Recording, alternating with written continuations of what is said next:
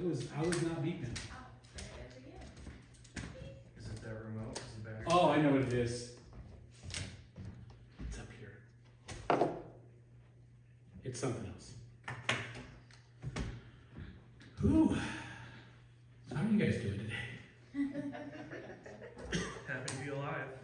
I am. Vertical, not horizontal. Those are all good descriptors. All right. I dropped my remote. Ooh, that was good. Did you hear my shoulder? Oh no, it was a really loud pop. Pop in the right place? It didn't hurt, so that it must be a good one.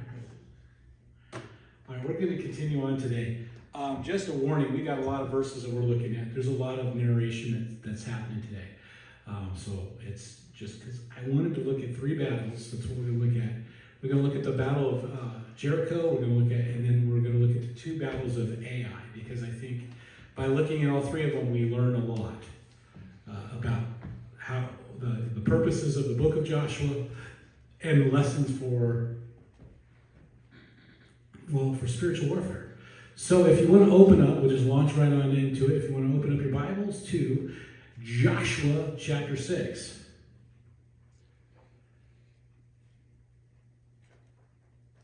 Now again, a lot of times people, when they're looking at the book of Joshua, they see it as kind of a book about war or conquest. But if that's its purpose, if the purpose is about teaching you guys how to do war, I would just like to point out that it does it very poorly. As a war movie, we're already 6 chapters in, and we still haven't got to the war, right? That makes it. You're like, well, wait a second. We're already 6 chapters in, and we haven't got to the first battle. The first battle in Joshua is Joshua picked the battle of Jericho. We're not there yet. We did all that lead in. And remember that montage that we had last week, that was just the preparatory right there before it was, it sounded more like they were setting up a church, less like they were preparing for war. So if you're watching a war movie, this is where you'd be seeing them in boot camp, and they'd be climbing the rope, and they'd be jumping over walls and doing push-ups or swinging a sword. I'll make a man over you, out of you, right? Mulan, isn't that the kind of montage that they have in Mulan, where she's learning to be a great warrior and fight the Mongols? None of that. This is like, get baptized, praise God, pray, prepare, circumcise yourself. I mean, there's a lot of stuff that's happening. You're like, not really war-y stuff, really. Do Passover. And you're like, okay. So that's where we're at. And then it ends with that moment as they're getting ready to go to war, right? They walk right across the water, and here we are. They're at that point where Joshua, at the end of Joshua chapter 5, Joshua runs into a character that we are wondering who he is. He shows up, he's got a sword in his hand, and Joshua goes, are you friend or foe? And he says, neither. It's an important idea at the end of it. He says he is the commander of the Lord's armies. You're like, oh my goodness, well, that sounds pretty impressive.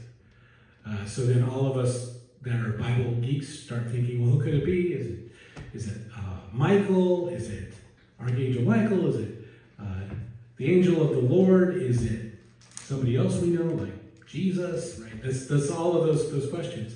And he says he's the army leader, and what Joshua does is he does the right thing, is that he submits to the commander of the Lord's army. And calls him Lord, is what he does. So that's the sense of it. Is he's, again, I use the Lincoln quote or some variation of it. I don't pray that I don't pray that God's on our side. I pray that I'm on God's side, right? That's the idea. That's what Joshua does. Same sort of thing. He submits. And then, if we're not exactly sure how it is, that's the end of chapter 7. Once we get into chapter 6, it's the Lord that's talking to Joshua. So you kind of go, I bet you the commander of the Lord's army happens to be the Lord. It's Jesus. That's the sense of it. So now the gates of Jericho were tightly shut because the people were afraid of the Israelites. No one was allowed to go out or in, but the Lord said to Joshua, I have given you Jericho, its king and its strong warriors. You and your fighting men should march around the town once a day for 6 days. Okay, Recap. When the spies met Rahab, she said the town was terrified because what happened to Egypt, and was terrified because the Red Sea opened and they crossed. A few days earlier to this moment right there, Jericho, just recapping, Jericho is up from the Dead Sea Basin, so they're on a hillside. The hills are behind them, but they're up, so they're looking down at the river valley, because that's how geography works. Down the river valley happens to be the Jordan River, and they see about 30 miles of the Jordan River stop being there. They all saw it. Now, I don't know if they have to pay like Riverview taxes like we do in Michigan, because they could see the river, but certainly they could see the river from their property, and they see it stop and go up, and it crossed away. So if you're still in that town, you know that the other nation whose God is with them is coming. So even not doing something is a choice. Does that make sense? There's nobody in Jericho that is ignorant of what's happening. But their choice is to lock in the town. And that decision has consequences. Here we go. And now we hear the battle plan. 7 priests will walk ahead of the ark, each carrying a ram's horn. On the 7th day, you will march around the town 7 times, and the priests will blow the horns. And naturally, you'll win the war. Is that how wars work? Not generally how wars work. Right? When you hear the priest give one long blast of the ram's horn, have all the people shout as loud as you can. Then the walls of the town will collapse, and the people can charge straight into the town. Is that how walls work?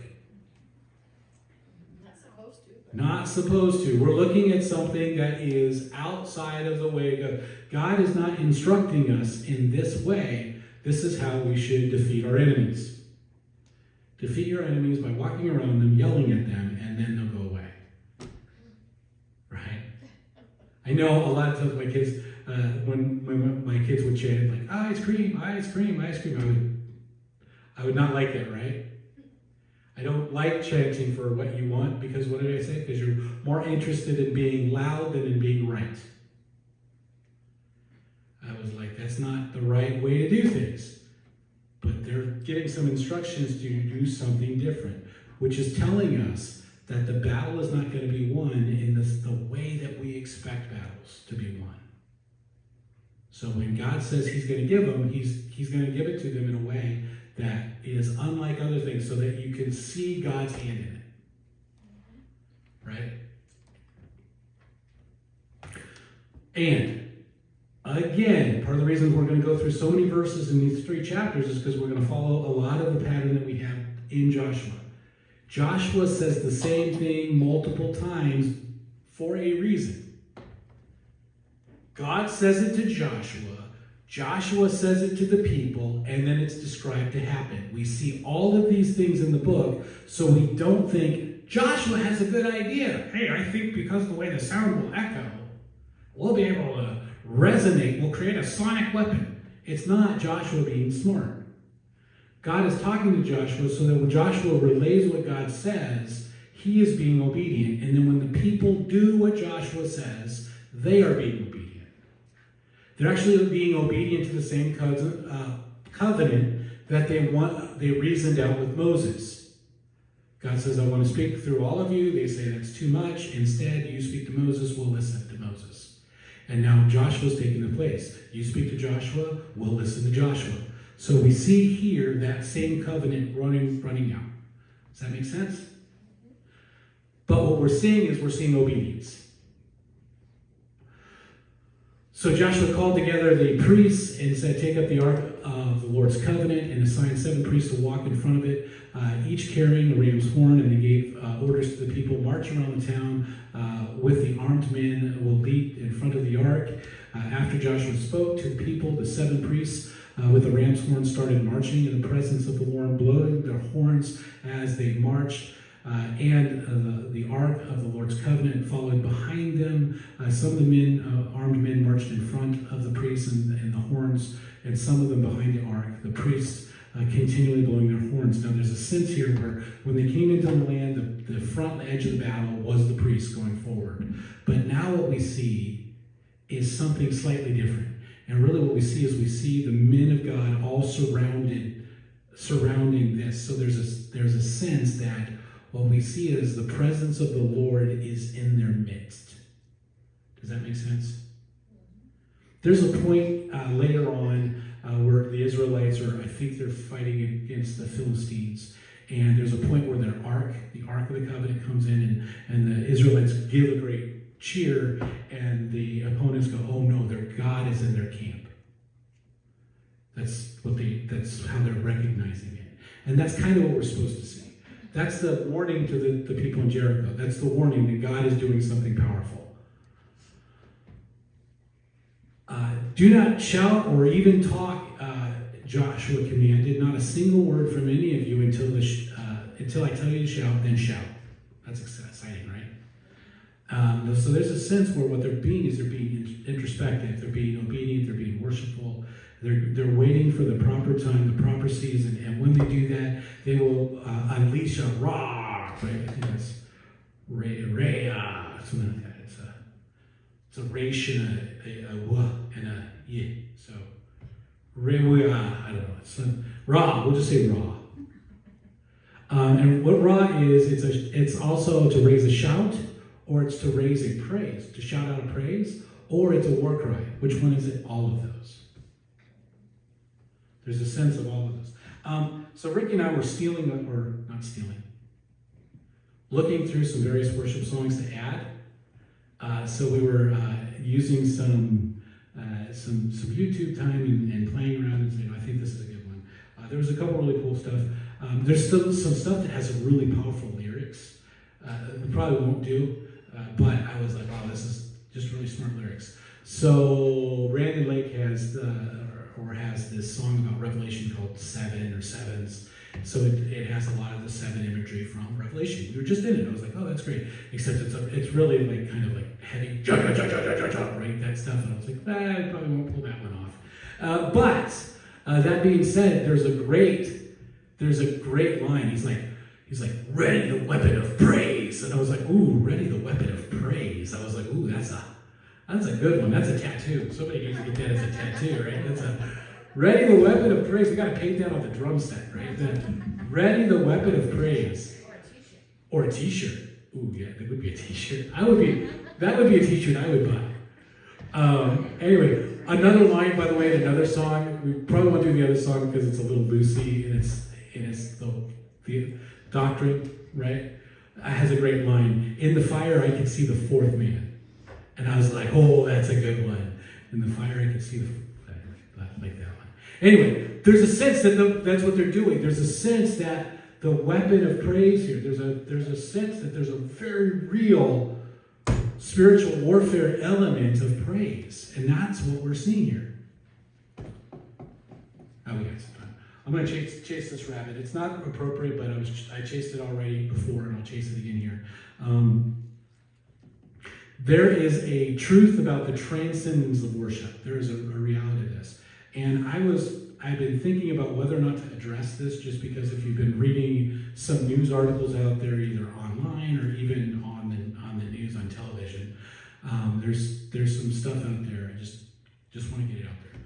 So, of course, recently a Harvard scientist who was in charge of, I think, the astronomy department at Harvard recently had pointed out that the interstellar rock or the interstellar object that's coming into our solar system, that's coming from out of our solar system faster than any object we've ever seen move, observed, is coming in, and he says it is not natural, is what he says. So he suggests that there's like aliens. That's the sense of what's happening. Now, folks, I think I should just take a moment. In our book, Our book does talk about beings in the heavens. They may be in space, they may transcend space. I don't know. Maybe both. There could be. The Bible does not say there's not aliens. The Bible really doesn't necessarily say there is aliens. Here's the deal. It doesn't matter. Got a question. Does it change our need for Jesus? No. What it might suggest is maybe that it's it's more figurative about all nations. It might be, nations might be all planets. It might mean missionaries might need to go talk to Elon Musk and get a rocket. Hey, we gotta take the gospel to other planets. It doesn't change. Aliens, no aliens. Great, fantastic. Well, do the aliens need Jesus? Yes, they do. Okay, problem solved. There's no doctrinal problem with the Bible and the existence of aliens. So if in 100 days we have little green men coming in and waving their hands, we'd say, hi, how you doing? Let me tell you about Jesus. I will also suggest that those heavenly creatures that we see in the Bible, some of them are on the right side and some of them are on the wrong side. So we just have to be aware of that too. Right? And if you've ever seen an angel on the right side, you don't even bother questioning it. Yeah. You just go with it, folks. Just go with it. That's the sense you're like, yeah, all right. Yeah. Well, here's the deal.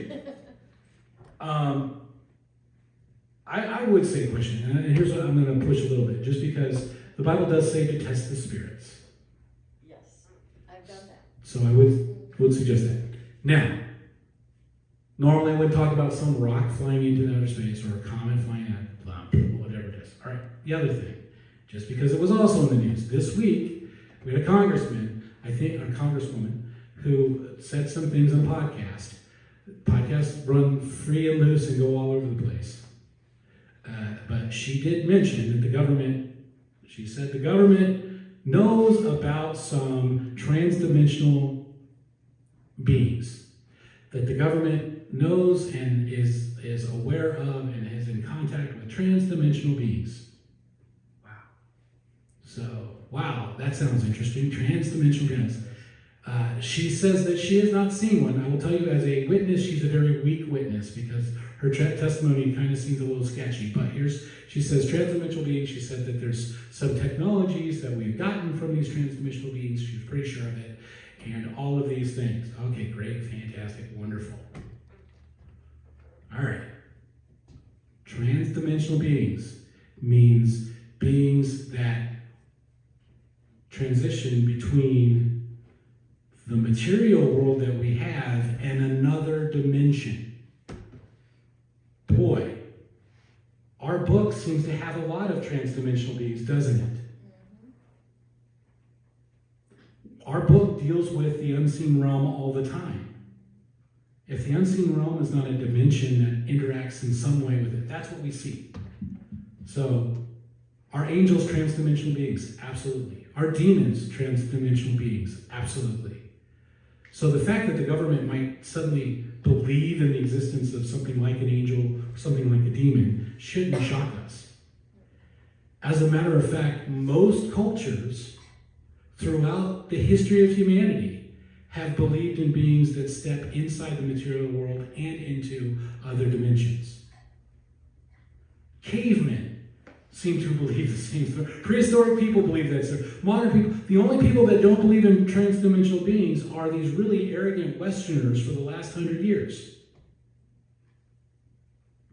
So, not really game-changing for us. Again, some of them are good, some of them... the first ministry of the apostles were to go out and drive out demons. What's a demon but a transdimensional being? Somehow it's inside a human being, but it's not the human being. It can be different. Make sense? All right, so don't worry if the world starts saying, oh, the world, the blue and red, no, nothing, don't. If anything, believe the Bible more. So there you go. This right here, this is one of those sense. This is a transdimensional thing. Something that should work. Or, what's the other people that are like, oh, we really like these what are they, now I'm going to forget the word.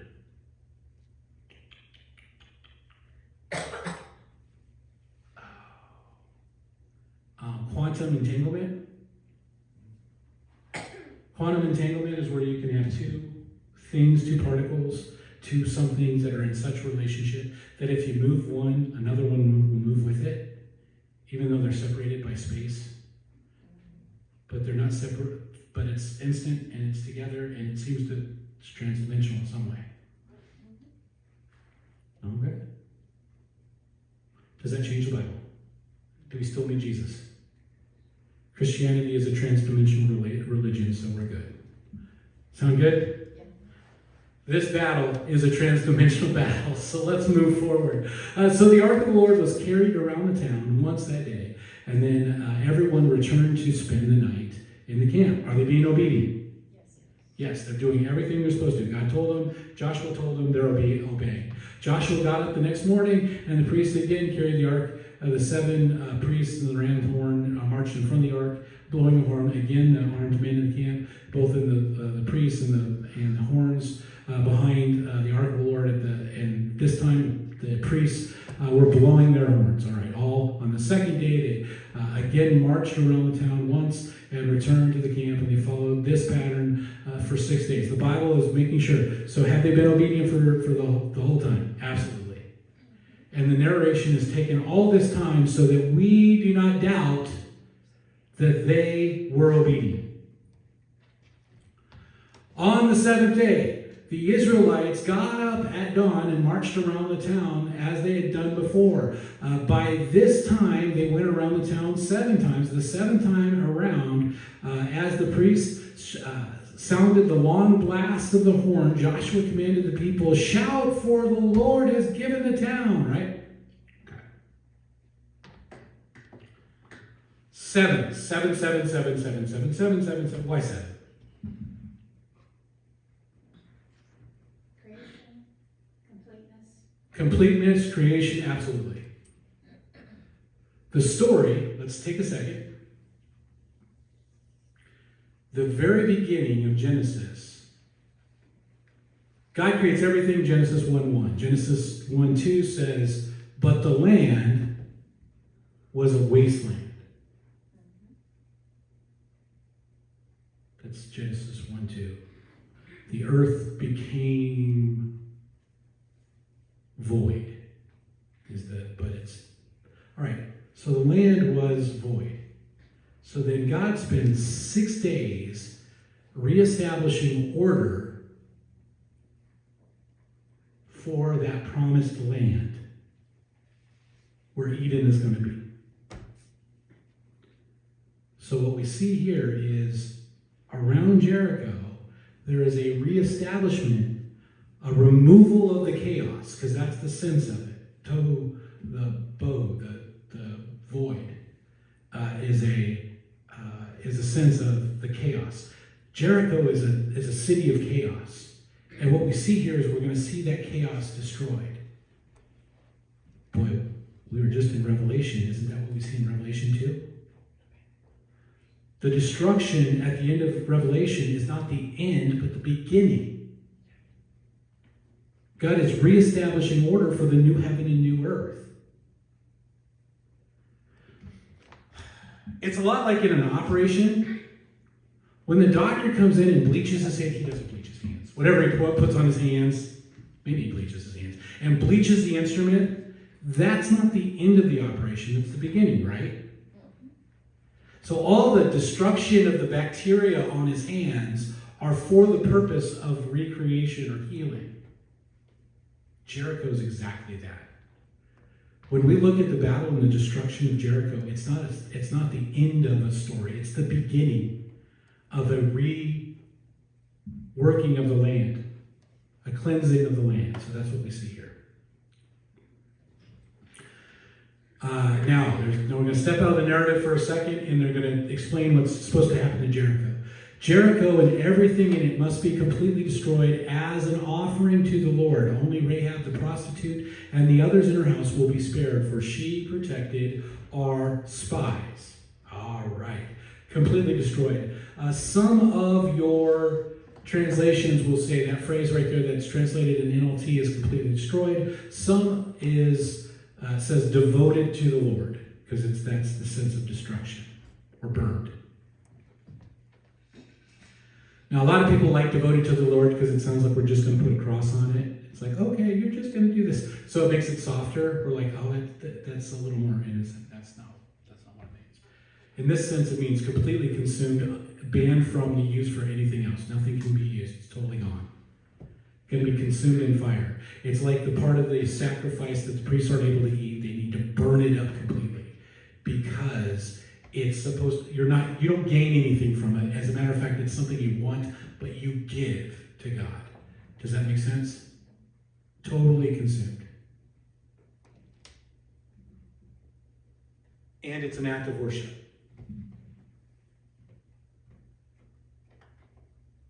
I know that's hard for us because we start, what about this? What about this? So does that mean infants that are in Jericho are going to be burned to death? Yes. What about nice little old ladies? Yes. What about people that you would laugh with that are funny? Yep. All of it. What about puppy dogs? Yep. Kittens? Yep. The whole town is consumed. Just want to be there. Now, that is an act of worship for two reasons. Because first of all, they're not innocent puppies. There's a sense where the evil that is there, so often we don't see the evil, we don't understand the evil that's there has to be purged. So when we see judgment, when we see hell, there's an element of the act of worship that we see because the destruction in hell is a picture of the righteousness, of the holiness of God. Does that make sense? So the destruction of the bad guys, the judgment of evil, shows how good and powerful God is. And have the people of Jericho been warned? Yes. Absolutely. For decades. They have known for 40 years that this judgment is coming, but they dig their heels. Listen, even not making a choice is a choice. If I go to war and I take my kids with me, and we all get blown up, whose fault is it? Yours. It's my fault. If I take my infant into the battlefield against God, and I get consumed in my rebellion, and my kids get consumed in my rebellion, yup, that's how it works. But here's the deal. They're not consumed because they're Canaanites. They're consumed because they're in rebellion. That's why the first Canaanite we meet is Rahab, who is not in rebellion.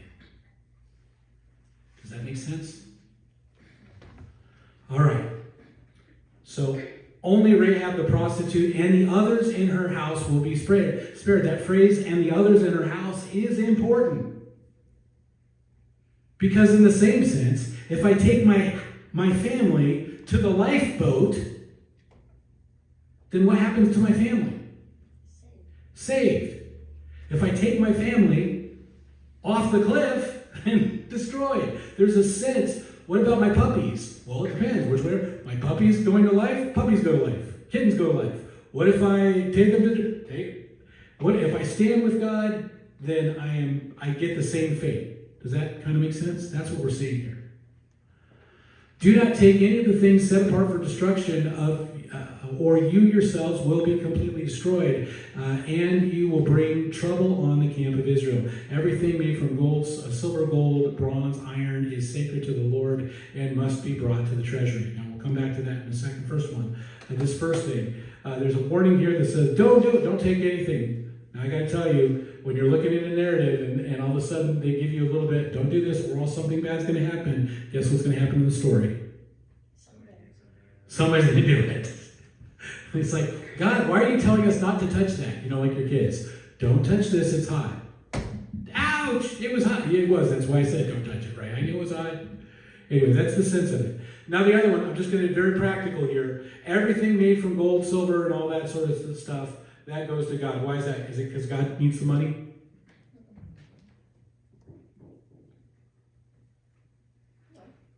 No. I'm just going to give you a very practical reason.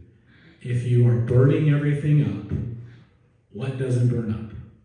Silver, gold, bronze, iron. So when you burn down the place, the little puddles of molten, take that to the church so that there's not a place for people to go and mine Jericho, that it's just a wasteland. That's the sense of it.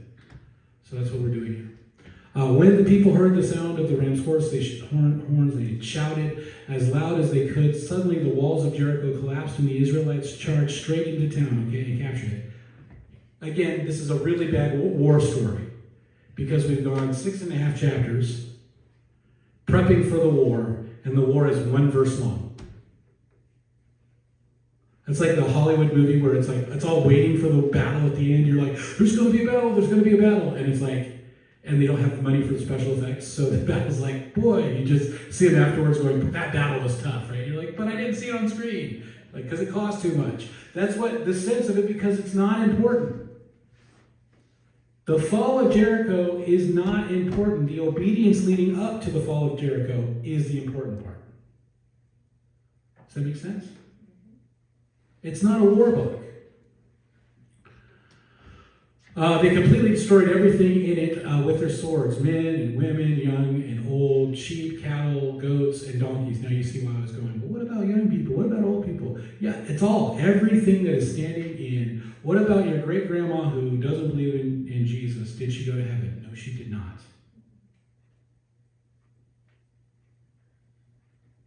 Does that make sense?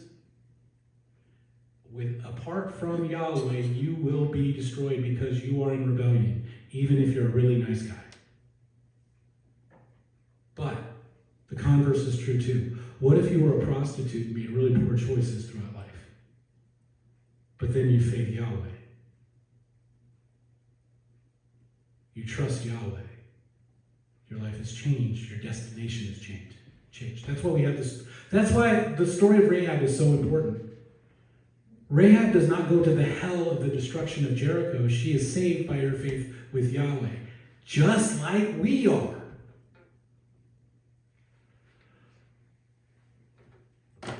Meanwhile, Joshua said to the 2 spies, keep your promise, go to the prostitute's house and bring her out, along with all her family. The men who had been the spies went in and brought out Rahab, her father, her mother, her brothers, and all the other relatives who were with her. What about the infants that are in her family? Yes. What about the old people that are in her family? Yes. What about the kittens? What about the puppies that were? Yes. Everything that is hers comes out.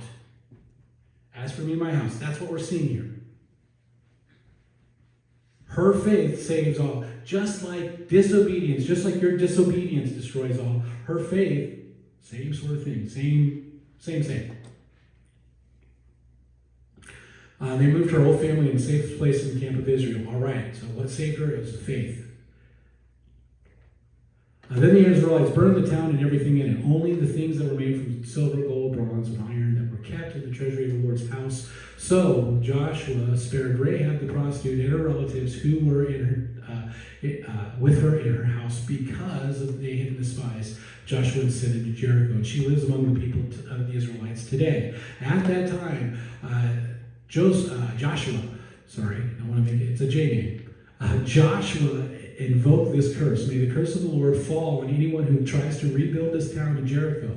The cost of the firstborn son, he will lay its foundation. At the cost of his youngest son, he will set up its gates. So the Lord was with Joshua, and his reputation spread throughout the land. Okay. By the way, that curse you see a few hundred years later, somebody just tried to rebuild it, and that's what the consequence of rebuilding Jericho. Now, why does he give this curse to Jericho?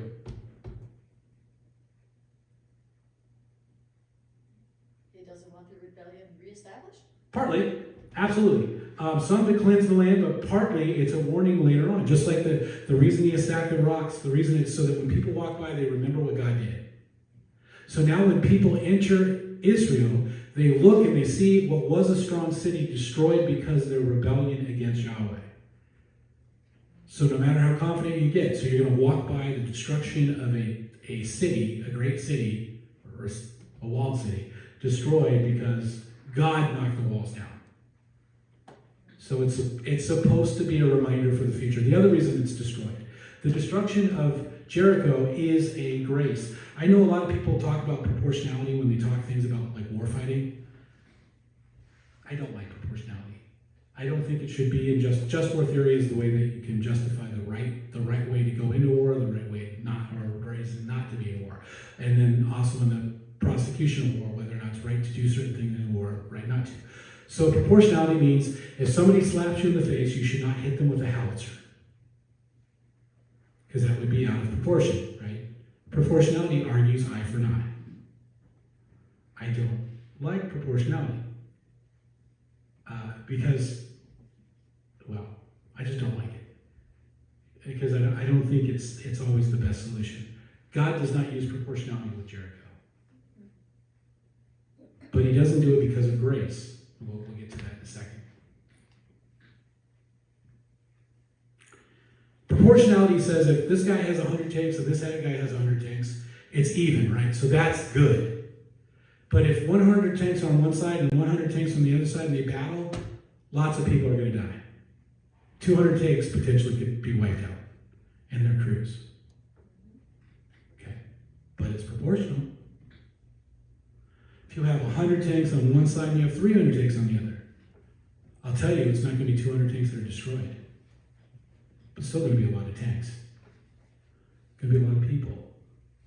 Interesting, if you completely blow the proportionality out and you have 100 tanks on one side and 10,000 tanks on the other side, there may not be a battle. Does that make sense? The destruction of Jericho was an announcement not only to the future, but to all the other fortified cities still hanging out. It's a place where God smashes Jericho so that you could go, I think maybe I want to go to Tyre or Sidon and peace out. It was not only to end that fight, but it was to end all the other fights. Again, God, even in his destruction, is being gracious. All right. So we got to that first part. We're like, okay, good. Was Israel faithful in the land? The most important thing about Jericho was not the horns. The most important fart.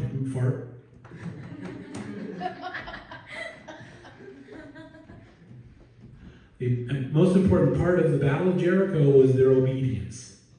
So we get the Battle of Jericho. All right, let's close the book on that and go right over to there. But, there's a but, don't like those negating conjunctions, but Israel violated the instructions about the things set apart for the Lord. A man named Achan had stolen some of the dedicated things so that the Lord was very angry with the Israelites. Achan was the son of Carmi, a descendant of Zimri and son of Zerah of the tribe of Judah. All right, so we got somebody that broke the rules. So what did it say last chapter? That was going to affect him. It was going to affect the whole camp. So we're going to see that. All right, let's move forward to the next battle. So just put that in a feather in your cap. Joshua sent some of the men from Jericho to spy out the town of Ai. That's just like they did to Jericho, right? East of Bethel, near Bethaven. When they returned, they told Joshua, there's no need for us to go up there, all of us to go up there. It won't take more than 2,000 or 3,000 men to attack Ai. Since there are so few of them, don't make all of our people struggle to go up there. Now, does that sound very reasonable? Some people can sleep in. Great. Have they asked God? Have we followed the pattern where God tells Joshua, Joshua tells the people do? No, we flipped it around. The people are telling Joshua, and Joshua goes, well, that's reasonable. I agree with you with all of your decades of experience in warfighting. Okay. Very reasonable, but not showing obedience. So approximately 3,000 warriors were sent up But they were soundly defeated. The men of Ai chased the Israelites from the town gate to as far as the quarries, and they killed 36 who were retreating down the slope. The Israelites were paralyzed with fear at this turn of events. Their courage melted away. Absolutely. Look at their devastating losses. They lost 1.5% of their troops. Honestly, they might have lost 36 people just as heat casualties walking up that hill. Is this really a sound defeat? Not in dead bodies. But the idea is what we see is we see a small number of people completely routing Israel because it's not about troops. 3,000 absolutely should have been able to take Ai. But the Israelites should not have been able to take Jericho just with trumpets. And these 3,000 should have been able to take Ai, but they didn't because they were disobedient. Because it's not about war fighting. It's a war that's defined not in this realm, but in the unseen realm. All right, so let's look at the response. I think this is important. Joshua and the elders of Israel tore their clothes with dismay. They threw dust on their heads, and they bowed face down to the ground before the ark of the Lord until evening. So they spent a whole day mourning. But this mourning is not a mourning, oh, poor me. It's something more than that. I think you're going to see some similarities to stuff we've seen in Numbers. But I encourage you to kind of look a little bit deeper, scratch a little bit beneath the surface. That Joshua called out to, O sovereign Lord, why did you bring us across the Jordan if we are going to let the Amorites kill us? If only we had been content to stay on the other side. I wonder what he's meaning there. It sounds a lot like the murmuring that they did in the wilderness, but there's a grief about the shame that they've brought to the Lord that's related to it, which makes it something slightly different. Is he in a crisis of faith? Yes. Absolutely. Lord, what can I say now that Israel had fled from its enemies? Lord, what can I... Oh, no, I just read that. For when the Canaanites and the other people living in the land hear about this, they will surround us and wipe out our name off the face of the earth. And then what will happen to the honor of your great name? Now, why is that important? Because the Israelites were not known. By the way, this is another steal. The Egyptians write about defeating Israel, and it's really interesting because they're named as the people that follow Yahweh. So their name is actually their God's name to the region. That's how the Egyptians saw them. Almost like the cult of Yahweh. So wiping out their name really was more than, we're not going to say Israel anymore. It's like they're not going to be talking about Yahweh. There's a sense where he's not really far off the mark. It's not all selfish mourning. I think that's kind of important. Now, there's also the sense where not only does this parrot some of the rebellion that happened in the wilderness, it also happens, remember, when God was going to wipe out the Israelites in the Sinai because, well, they liked golden calves and were doing stupid things. But Moses asked not to, right? He asked. So we're seeing a lot of those parallels. But the Lord said to Joshua, get up. Why are you lying on your face like this? Israel has sinned and broke his covenant. He's like, listen, I said, don't do this, and they did it. They've stolen some of the things that they commanded must be set apart for me, and they've not only stolen them, but they've lied about it, and they've hidden it among their own belongings. That is why the Israelites are running from their enemies in defeat. For now the Israelites have been set apart for destruction. Whoa! God's not only going to make them lose, he's like, yeah, you're going to get destroyed, as you should. Because you're supposed to be different. You decided that you wanted to be obedient and that you were going to be defined by your obedience to Moses or to Joshua. You guys were not obedient, so you're not obedient, so you're going to be obliterated. I will not remain with you any longer unless you destroy the things among you that are set apart. In other words, don't be, if Jericho got wiped out, don't look to be Jericho and expect not to get wiped out. Get up, command the people, and purify themselves, and prepare preparation for tomorrow. For this is what the Lord, the God of Israel, says. Hidden among you, O Israel, are the things set apart for the Lord. You will never defeat your enemies until you remove these things. So we see the same pattern. Joshua is told by Yahweh. Yahweh tells the people do. So we're getting back into the obedience pattern. In the morning, you will must present yourself to the by tribe. The Lord will point out which tribe is guilty man belongs. The tribe must come forward, the clans, and then the Lord will point out which guilty clan. The clans will come forward. The Lord will point out the guilty family. Finally, each member of the guilty family come forward one by one. The one who has stolen, who has been set apart for destruction, will himself be burned with fire, along with everything that he has. For he has broken the covenant of the Lord and has done a horrible thing in Israel. Early that morning, Joshua brought up the tribes of Israel before the Lord. The tribe of Judah was singled out. Then the clans came forward, and the clan of Zerah was singled out. Then the families of Zerah came forward, and the family of Zimri were singled out. Every member of Zimri's family was brought forward, person by person, and Achan was singled out. Then Joshua said to Achan, my son, give glory to the Lord, the God of Israel, by telling the truth. Make your confession and tell me what you have done. Don't hide it from me. Achan replied, it's true. I have sinned each against the Lord, the God of Israel, among the plunder. I saw a beautiful robe from Babylon, 200 silver coins, and a bar of gold weighing more than a pound. I wanted them so much, I took them. They are hidden in the ground, buried beneath my tin, and the silver buried beneath the rest. There's a sense where I saw the fruit, I liked it, I wanted it, I took it. Ooh, what does that sound like? Garden of Eden, same sort of thing. I'm living according to my own will, not your will. So Joshua and some men made a search.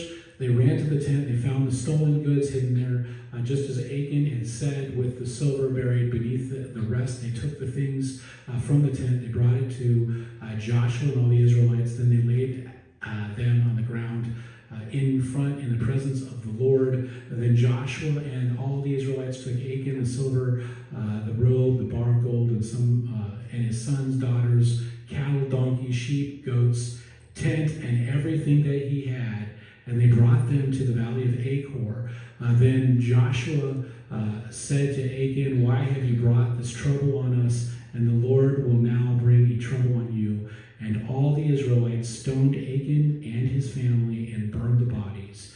They piled up a great heap of stones over Achan, which remains to this very day. That is why the place is called the Valley of Troubles ever since. So the Lord was no longer angry. So here's the deal. The story of Achan and the story of Rahab are exactly the same, teaching the same message. Rahab's obedience saved her and her family. Achan's disobedience condemned him and his family. Do you see how it's the same story? Does it matter that one of them started out their life as a prostitute? Does it matter that one of them came from the wrong city, the wrong town, the wrong history, the wrong background? No. What defines their destination is not their past, but their obedience to Yahweh, their hope in Yahweh. That's why this story is here. And of course they leave. So now there's a pile of stones that says this Jewish person who made the same decisions as those in Jericho got the same outcome. So that's what we see here. You know, I had a dream last week. I had a dream. And when I came out from the dream, I was kind of left with this really important kind of sense. And I was like, you know, this is a good thing for me to remember. And I won't get into the specifics of the dream, but what it comes down to is this. We often take small snakes into our home, thinking they're just cute little small snakes, but they grow up to be dragons that are problems for us. There is no small snakes. There is no small cute sin that you can come in and say, well, this is just a small one. It's just a robe. It's just a little silver. Nobody's going to miss it. Taking in those small snakes in our life gives space for the dragons, the demons that will dominate us. So that's what we see. We see holiness matters. Then the Lord said to Joshua, don't be afraid or discouraged. Take all the fighting men and attack Ai, for I have given you the king of Ai, his people, his towns. Now it sounds like the pronouncement he says with Jericho. Also, did you be strong and courageous? Start out. There's a recommissioning of the Israelites. You will destroy them as you destroy Jericho and its king. But this time you will keep the plunder of the livestock for yourselves. Set up an ambush behind the town. So here you go. So Joshua, then we're going to see the whole thing. This one, by the way, of all the battles, this one, somebody asked me in the first service, was there any battle that shows like tactical smartness is in the Bible, or is it all just faith God? I will say this one right here happens to give some really good tactical advice, but that's not important to the story. Does that make sense? It happens to show some good tactics, but the point isn't to teach tactics in the book of Joshua, but this one does a pretty good job. So Joshua and all the fighting men set out from Ai. Joshua chose 30,000 of his best warriors and sent them out at night with these orders: hide an ambush behind the town, be ready to take action when our main army attacks. The men of Ai will come out to fight as they did before, and we will run away from them. We will let them chase us until we have drawn them away from the town, for they will say the Israelites are running away and from us, and as they did before. And then when we are running from them, you will jump from your ambush and you'll take possession of the town as the Lord your God will give it to you. Set the town on fire as the Lord has commanded. You have your orders. So they left and they went to the place of the ambush behind Bethel and the west side of Ai. But Joshua remained among the people that camped that night. Early the next morning, Joshua roused his men and started toward Ai, accompanied by the elders of Israel. All the fighting men who were with Joshua marched in front of the town, camped on the north side of Ai, with a valley between them and the town. That night Joshua sent 5,000 men to lie in ambush between Bethel and Ai on the west side of the town. So they stationed the main army around the town and ambushed the west of the town. Joshua himself spent the night in the valley. When the king of Ai saw that the Israelites across the valley, he and all his armies hurried out early in the morning and attacked the Israelites in the place overlooking the Jordan Valley, but he didn't realize there was an ambush behind his town. Joshua and the Israelites fled toward the wilderness as though they were badly beaten. Oh, there's a picture of somebody with a spear from around that time. That's a Greek one, but I figured we should just get a picture of a guy with a spear. Why not? Because I found it. All right.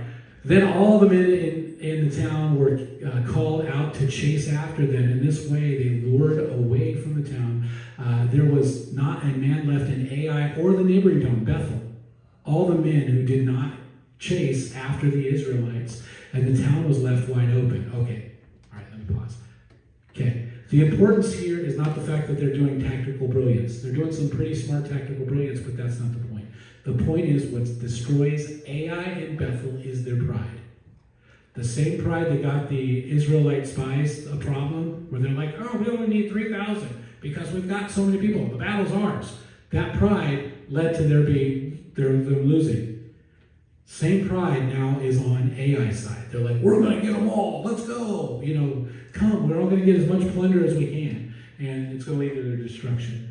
Point the spear toward Ai, for I will hand the town over to you. Joshua did as he commanded. As soon as Joshua gave the signal, all the men in ambush jumped up in front of their position and poured into the town. They quickly captured it and set fire to the town.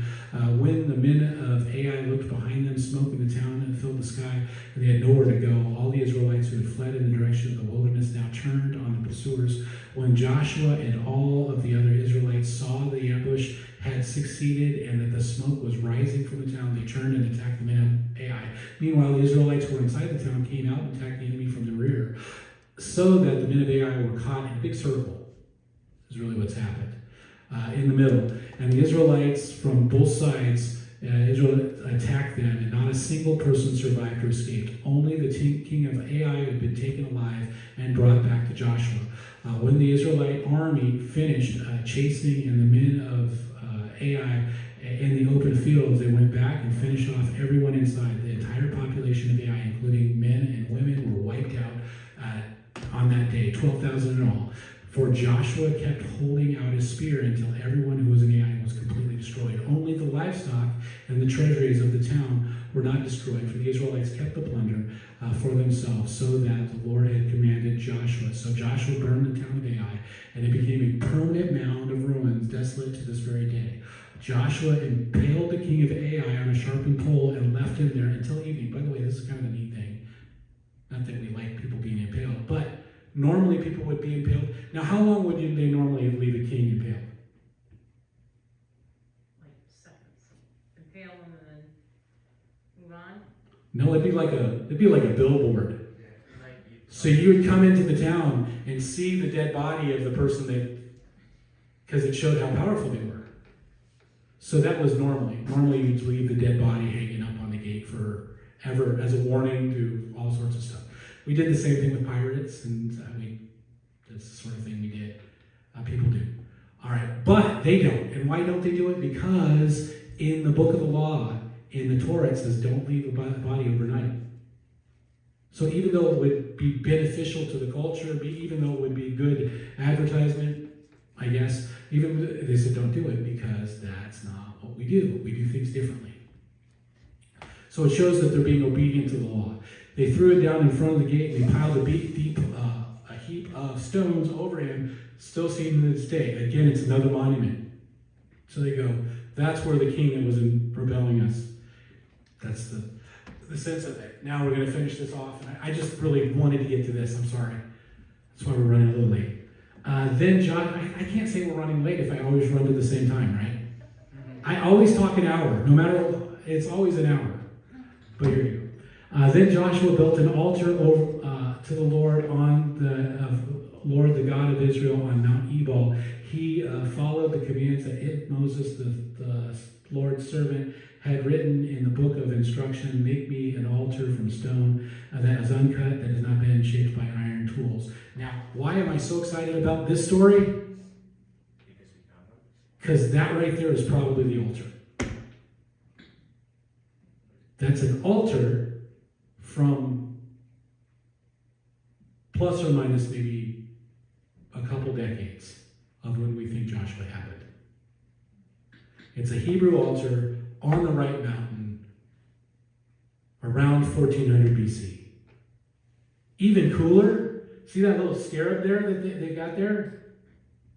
That scarab from Thutmose the third is from Egypt. So whoever stood there had probably came from Egypt within a short amount of time, relatively. Or maybe the kid of somebody that came from Egypt. Pretty cool, right? Even better, I'm going to read some more. It says that Joshua built an altar to the Lord, right? He followed the commands that Moses, the Lord, had given a written book of instructions. Make an altar from stones that are uncut, right? And he continues on, he goes, then on the altar they presented burnt offerings and peace offerings to the Lord. And as the Israelites walked, Joshua copied into the stones of the altar the instructions Moses had given them. So probably the Ten Commandments, probably, that's what we're probably talking, maybe the whole law, I don't know. Might be a long time.